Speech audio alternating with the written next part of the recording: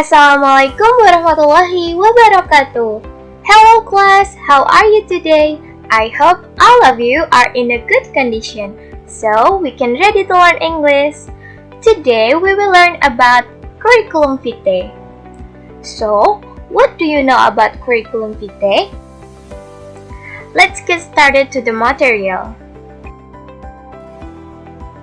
Nah, pada pertemuan kali ini kita akan membahas tentang pengertian dari curriculum vitae, fungsinya, contohnya, struktur teksnya, cara membuatnya, dan juga vocabulary yang sering kita temui di curriculum vitae. Okay, for the first, let's find out the definition of curriculum vitae. Jadi, apa sih itu curriculum vitae? Curriculum vitae or resume is a biographical document summarizing a person's education, relevant work experience, and other professional qualification. In short, it is an overview of someone's life. CV is one of the most important documents in person job research since it provides the vital first impression you paint a company. Nah, jadi dapat kita simpulkan bahwa CV atau daftar riwayat hidup adalah dokumen ringkasan yang berisi data diri, latar belakang pendidikan, pengalaman kerja, dan juga kualifikasi lainnya pada diri seseorang. Jadi, kalau dalam pertemuan sebelumnya kita sudah membahas tentang application letter, CV ini adalah dokumen yang paling penting dan harus ada dalam application letter. Kenapa ini penting? Karena CV ini sebagai kesan pertama terhadap perusahaan.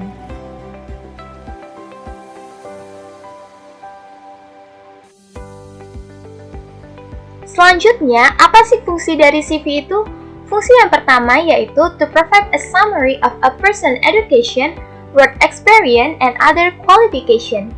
Jadi, untuk memberi ringkasan tentang latar belakang pendidikan, pengalaman kerja, dan juga kualifikasi lainnya. Kemudian, fungsi yang kedua, to impress the hiring company. Jadi, untuk menarik perhatian dari perusahaan yang merekrut kalian. Di sini, perusahaan akan betul-betul tahu tuh siapa kamu. Jadi, pastikan buat resume ini sebaik mungkin dan informasi yang diberikan juga harus seakurat mungkin. Berikut ini adalah contoh dari CV, dan perlu kalian perhatikan bahwa ada 4 aspek penting yang harus ada di CV. Yang pertama ada education, yang kedua ada work experience, yang ketiga adalah accomplishment, dan juga skills. Nah, untuk lebih lanjut, kita akan bahas detailnya satu persatu. Oke, basic structure dari CV yang pertama yaitu personal information. Dimulai dari nama. Di sini pastikan kalian menuliskan nama lengkap kalian. Kemudian alamat. Nah, alamat di sini adalah alamat yang sering kalian gunakan untuk kegiatan surat menyurat. Yang ketiga ada place date of birth.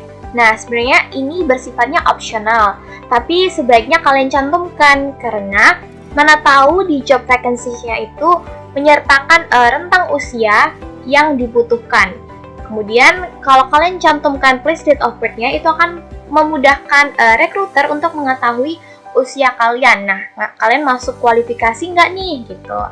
Kemudian, ada nomor telepon dan juga email. Nah, nomor telepon dan juga email di sini pastikan adalah nomor telepon dan juga email yang aktif. Jadi, kalau kalian melamar pekerjaan, usahakan jangan berganti-ganti nomor dan juga email jika itu tidak penting-penting banget gitu ya. Kemudian sertakan juga sosial media. Ini juga bersifat opsional, kalian bisa cantumkan, bisa enggak. Tapi biasanya kalau menyertakan sosial media yang sering dicantumkan itu biasanya sosial media LinkedIn. Yang kedua adalah objective statement. Ini adalah kalimat yang menyatakan secara spesifik pekerjaan atau tujuan karir seperti apa yang ingin kamu cari dan juga ingin capai.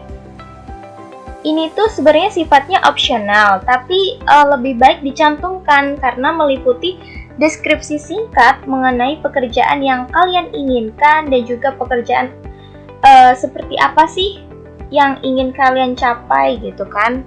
Ini contoh bunyi kalimatnya. Karena ini sepertinya ingin melamar sebagai teacher ya, pengajar. Jadi bunyinya creative and resourceful in adapting instructional strategies to meet unique student needs, design positive approach and proactive intervention, advancing learner engagement, academic achievement, cognitive development and improvement. Oke, yang ketiga ada educational background atau riwayat pendidikan. Nah, perlu nggak sih kita itu mencantumkan semua riwayat pendidikan kita mulai dari TK sampai kuliah? Jawabannya nggak perlu. Jadi kita tuh cukup mencantumkan riwayat pendidikan terakhir kita aja. Misalnya kalau kita itu fresh graduate gitu ya dari SMK, ya kalian cukup cantumkan aja kalian itu lulusan SMK dari mana, sekolahnya itu tahun kapan sampai kapan, jurusan apa, kayak gitu. Atau kalau kalian nanti udah kuliah nih sampai S2 misalnya, kalian tuh cukup mencantumkan riwayat pendidikan kalian S2 dan juga S1-nya. Dan untuk SMK atau SMP-nya itu nggak perlu dicantumin gitu ya. Dan untuk di educational background ini, kalian itu harus mencantumkan tahun dan tempat belajar kalian. Kemudian kalian juga bisa tuh menuliskan pengalaman organisasi kalian, prestasi, program kegiatan ekstrakurikuler, dan lain-lain yang kalian ikuti selama pendidikan itu. Yang keempat ada work experience atau pengalaman kerja. Nah, di sini kalian cantumkan tuh pekerjaan yang relevan dengan pekerjaan yang ingin kalian lamar. Misalnya kalau kalian ingin melamar jadi pengajar di sekolah gitu ya, terus kalian tuh punya riwayat pekerjaan sebagai seorang private tutor. Nah, maka kalian bisa menyantumkan tuh pengalaman kerja kalian di situ karena masih relevan dengan pekerjaan yang ingin kalian lamar. Nah, di sini kalian itu harus menuliskan nama perusahaan kalian sebelumnya itu ya, terus posisinya sebagai apa, terus masa kerjanya itu kapan, dan juga bisa ditambahkan dengan tanggung jawab kalian itu selama bekerja itu ngapain aja, atau misalnya kalian ada prestasi tuh di pekerjaan sebelumnya, kalian bisa tulis di sini. Dan pastikan urutannya itu secara kronologis, jadi dimulai dari urutan yang terbaru ke pekerjaan yang paling pertama. Oke, yang terakhir ada other information. Di sini ada organization experience atau pengalaman organisasi. Dengan mencantumkan ini, sebenarnya kalian itu memberikan gambaran tuh terhadap perusahaan bahwa kalian itu adalah orang yang mudah bergaul dengan berbagai orang, paham struktur organisasi, dan juga punya leadership skills. Yang kedua, kalian bisa mencantumkan skills atau kemampuan lebih kalian. Itu misalnya kalian punya kemampuan di bidang IT atau kemampuan berbahasa asing, kalian bisa cantumkan di sini.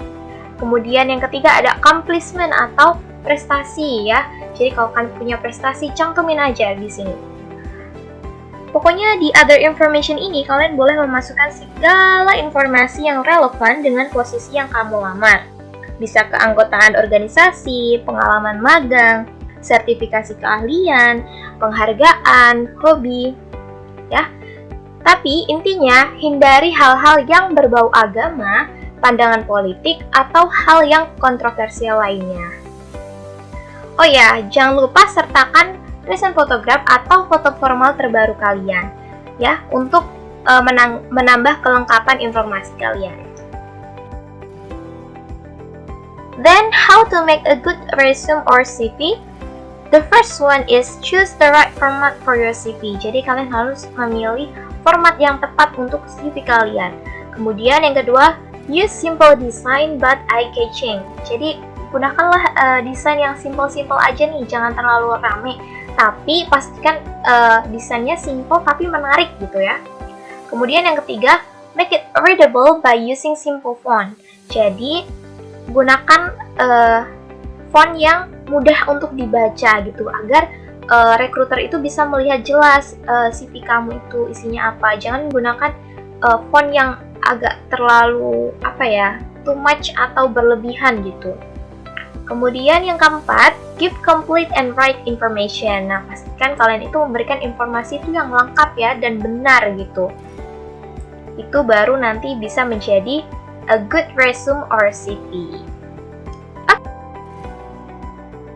Vocabulary. Nah, di sini ada vocabulary yang biasa muncul di CV. Ada achievement, pencapaian, job experience, pengalaman kerja, institution, lembaga, personal profile, profil pribadi, position, kedudukan, dan juga objective, tujuan. Okay, I think that's all for today's material. I hope you get better understanding after watch this video. Thanks for your nice attention. Stay healthy, stay safe, and I'll see you next time. Wassalamualaikum warahmatullahi wabarakatuh.